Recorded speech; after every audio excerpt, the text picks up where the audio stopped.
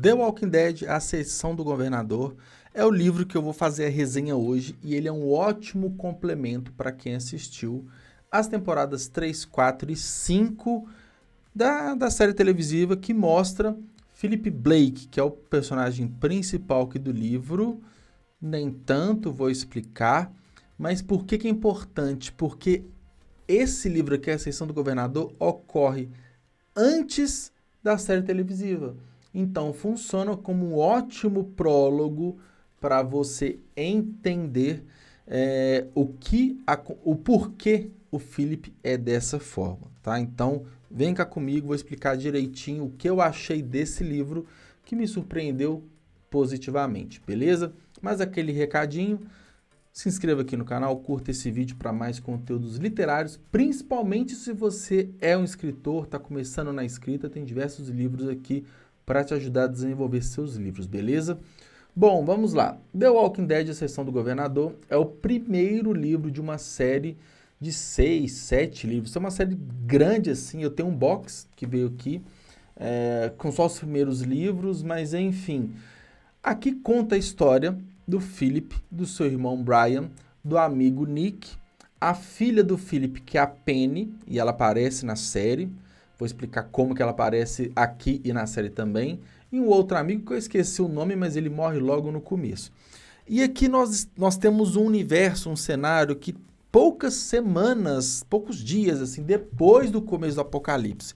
Então, um ponto diferente da série The Walking Dead, mas que se aproxima de Fear the Walking Dead, que nós temos aqui os personagens aprendendo a lidar com os zumbis. Particularmente, é algo que eu gosto muito de ver esse desespero, a criatividade, as habilidades, até as mortes assim das pessoas por não saberem lidar com essa novidade, com o apocalipse. Então, a gente vê, né, esse grupo de pessoas, né, desses caras mais da Penny, né, da filha do Philip. Nessa aventura, eles saem da casa que eles estão, eles vão para vários lugares, né, cenas apocalípticas, mundos apocalípticos, né, bem como a série televisiva tem muito disso, de você ir para um lugar ao outro de forma nômade por conta de recursos. Você tem que buscar recursos, tem muito uma questão também das brigas, das matanças, da disputa por território, a gente encontra aqui também, e ao longo dessa jornada a gente percebe a personalidade aflorada do Philip, uma personalidade que ela é autoritária, ele não tem respeito pelo próprio irmão mais velho, que é o Brian, muito menos o seu amigo do Nick, tem diversas discussões, mas no fundo eles até que se dão bem. E um ponto muito importante que eu só fui entender no final do livro, e olha, esse vídeo tem spoilers, tá? Que quem cuida da Penny é o irmão do Philip, que é o Brian. Porque o Philip ele sempre tem alguma coisa para fazer, alguma coisa para resolver, ele é sempre que toma a frente, né, das caminhadas, das buscas por veículos, por suprimentos, ele que confronta os invasores de tais lugares, e o Brian que sempre cuida da Penny, então, que é a sobrinha dele, né? Então, naturalmente, tem uma relação boa entre eles, mas às vezes uma relação conflituosa com o pai, justamente por conta desse perfil extremamente manipulador e, de certa forma, agressivo com as pessoas que ele tem. Então, o livro ele começa nessa confusão de uma cena, já começa numa cena deles tendo que lidar com alguns caminhantes, com alguns zumbis, tem vários nomes, né? Com alguns mortos-vivos, e quando a situação fica limpa, eles partem em direção a Atlanta, que é a cidade maior, estão no interior, é a cidade maior que, teoricamente, tem um centro de refugiados, vai ter mais suprimentos e tudo mais, e acaba que eles não encontram isso, mas encontram um grupo, uma família, que é o patriarca e 2 filhas, que vivem num prédio relativamente bem, esse prédio tem alguns suprimentos, e o grupo do Philip chega, tem uma troca interessante ali, porque eles estão mais ambientados a matar os zumbis, eles vão lá e limpam o prédio todo, e eles conseguem até viver de uma forma harmoniosa durante algumas semanas, mas tem problemas de relação entre o Philip e uma das filhas desse cara, e os nomes eu não estou lembrando aqui, tá? Eles se envolvem, dá treta entre eles, aí um momento que a mulher expulsa eles do prédio lá, e eles têm que buscar um novo espaço. E aí eles vão caminhando, eles encontram uma casa que ela é como se fosse um sítio, né? Como se fosse uma chácara. Eles ficam lá por um tempo, aí chega um grupo invasor, aí que dá a grande treta, né? Que esse grupo invasor, eles acaba que eles matam a Penny com um tiro, acaba que é acidental, mas na fuga, né? Do Brian, do Nick, que é um amigo deles, né, e do Philip, da Penny, nessa fuga, a Penny é atingida e ela morre. E aqui que começa a loucura, né? Porque ir de um lugar ao outro é legal, mas não é o auge, assim, do livro. E a gente tá falando mais ou menos a metade do livro aí, tá? O livro é dividido em partes, né? São 3 partes. Salvo engano, essa dessa chácara é a segunda parte. Enfim, vamos seguindo. Aí a Penny morre, só que para quem assistiu a série, sabe que o Philip ele não abandona a filha, ele não mata a filha de fato, ele convive com ela zumbi, ele alimenta ela fica num quarto escuro, ele tem toda a loucura da sala dele, tem diversas cabeças penduradas e a filha sempre acorrendo, ele faz carinho na filha e tudo mais.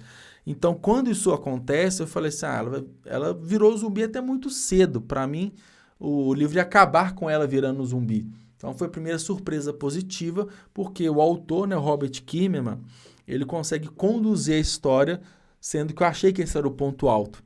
Então, dessa confusão toda, desses invasores da chácara, a Penny morre, aí começa a loucura do Philip, porque ele não quer dar um fim mesmo à filha dele, que virou zumbi, e ele acorrenta 2 desses invasores, dá uma reviravolta, e ele começa a torturá-los, e ele começa a perder a sanidade mesmo.